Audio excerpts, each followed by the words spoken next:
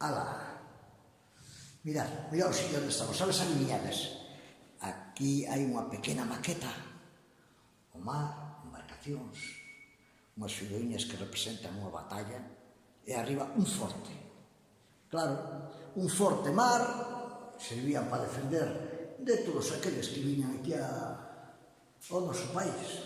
Sempre foi un país que vikingos, normandos, de todo viña aquí, e depois hasta tamén os ingleses de vez en cando vir aquí a piratear e a tocar as narices, non? Entonces, pero nós tampouco éramos dos que nos rendíamos e mandamos os fuertes en moitos sitios de Galicia, verdad? Os fuertes nos castelos, que cuidado, entrar nas rías, a veces entraba, pero costaba o seu.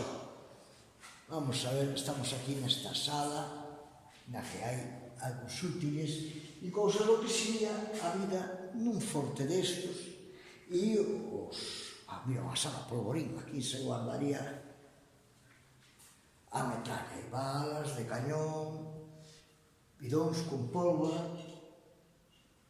cuidadito, cosa de categoría, uniformes militares,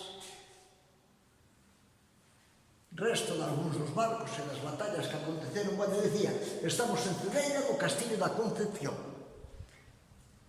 Vale a pena vir, eu estuve aquí foi moitísimos anos cando isto estaba nun estado ruinoso, non? E teño unha anécdota curiosísima lá ao fondo, vedes que hai un faro, o faro de Cedeira, madre mía, alá ao fondo. Entón queda o coche lá embarrancado, unha cousa. A rapaza mírame, a guía que está aquí no castelo, e di, este home debeu de Toledo. Bueno, pois estaba lá, chegamos a pé de coche. Me acordo que, bueno, para chegar foi difícil, a sair, que che conto. Bueno, a ría de Cedeira é preciosa, vimos agora do faro da Candelaria, vimos tamén de unha capela que hai arriba, que agora non me acordo, San Antón de non sei que.